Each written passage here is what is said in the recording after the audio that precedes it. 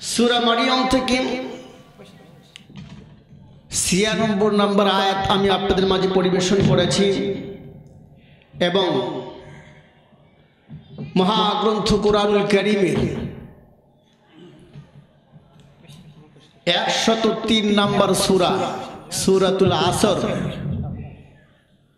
এই সূরা আসর আমি আপনাদের মাঝে তেলাওয়াত করেছি এবং বিশ্ব নবীজির অসংখ্য হাদিসের মধ্যে থেকে একটি হাদিসও আমি আপনাদের মাঝে তুলে ধরেছি।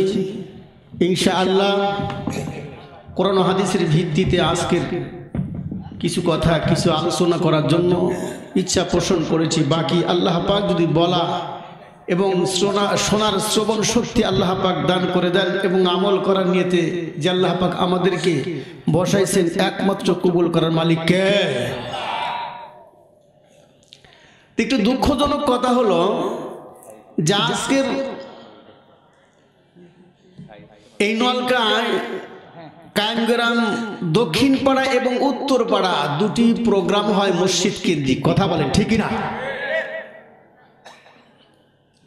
এই সমাজের লোক কি এই সংখ্যা কি এত পরিমাণ আর লোক নাই? দেরি হবো, ঠিক আছে, সমস্যা না, দেরি করে আসো।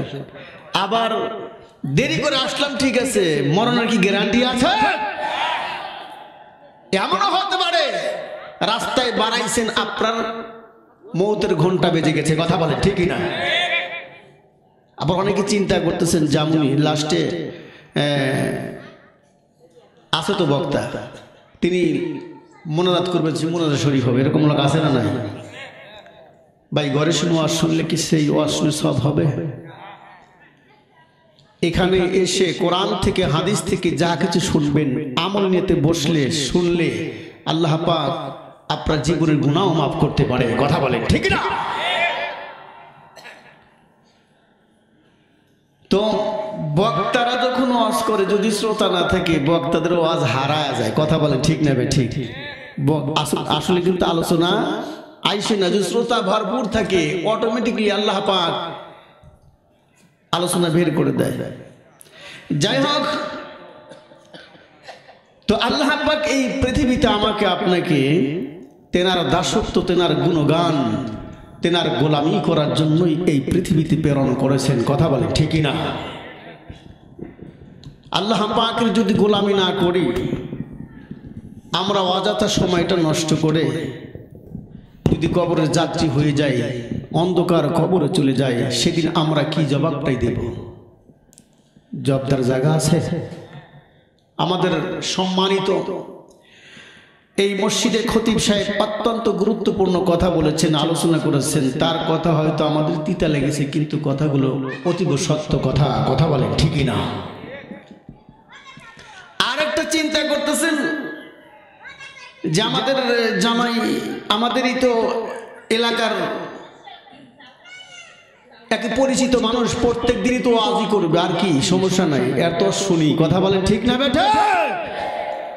তো আজকে আপনার শোনেন আর যাই করেন সেটা বড় কথা নয়, আমি আপনাদের মাঝে কিছু কথা বলবো এবং আজকের প্রোগ্রাম তো কালেকশন প্রোগ্রাম। কথা বলেন ঠিক না বেটা?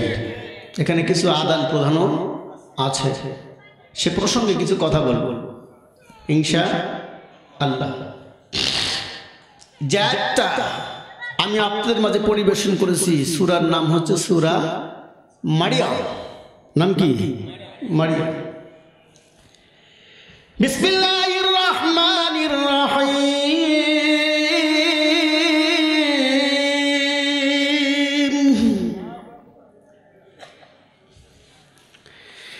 ইন্নাল্লাযীনা আমানু ওয়া আমিলুস সালিহাতি সায়াজআলু লাহুমুর রাহমান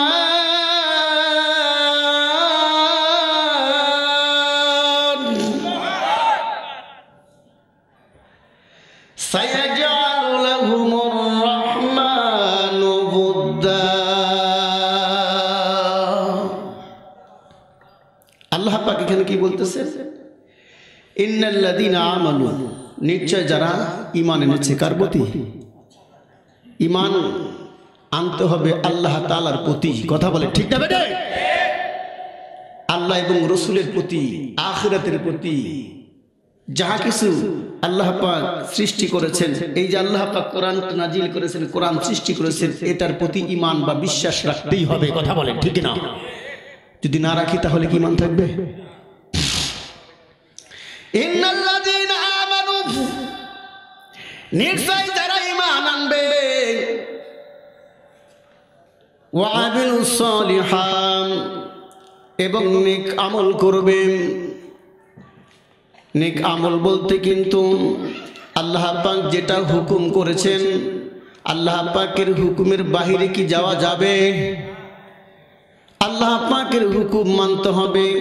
নেক আমল, সালাত আদায় করতে হবে, রমজান মাসের রোজাও করতে হবে, জাকাতের যদি সামর্থ্য থাকে জাকাত দিতে হবে। মুসলমান ভাইরা, আমার বাবাজিরা, আল্লাহ পাক ডাকতে বললেন, যারা আমি আল্লাহর প্রতি বিশ্বাস থাকবে, যারা ঈমান আনবে এবং নেক আমল করবে, আমি আল্লাহ পাকের ভালোবাসা তার জন্য ফুরন্ত। আল্লাহ পাকের ভালোবাসার শেষ নাই। আল্লাহ পাক তাকে ভালোবাসা দিবেন, আল্লাহ পাক আপনাকে অন্তরে তুলে দিবেন। সকলে বলি সুবহানাল্লাহ। আল্লাহর বন্ধু হতে চাই না, আল্লাহ পাকের বন্ধু হতে হবে। মুসলমান ভাইরা, আমার বাবাজিরা, দেখেন এই পৃথিবীতে আল্লাহ পাক এক নয়, দুই নয়, হাজার হাজার লক্ষ লক্ষ কোটি কোটি মানুষ এই পৃথিবীতে প্রেরণ করেছেন, পাঠিয়েছেন। ও ঈমানদার আল্লাহর গোলাম, আল্লাহ পাক কি বলতেছেন? ও পৃথিবীর মানুষ শুনে রাখো, তোমাদেরকে আমি সৃষ্টি করেছি।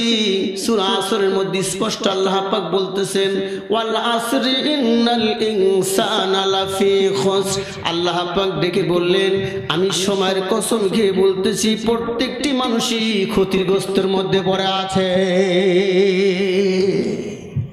কে বলতেছেন? এদিকে তাকান, কে বলতেছেন? আল্লাহ পাক বলতেছেন প্রত্যেকটি মানুষই কি ক্ষতির মধ্যেই নিমজ্জিত, মানুষ ক্ষতিগ্রস্ত। কিন্তু পরবর্তী আয়াতে আল্লাহ পাক বলতেছেন,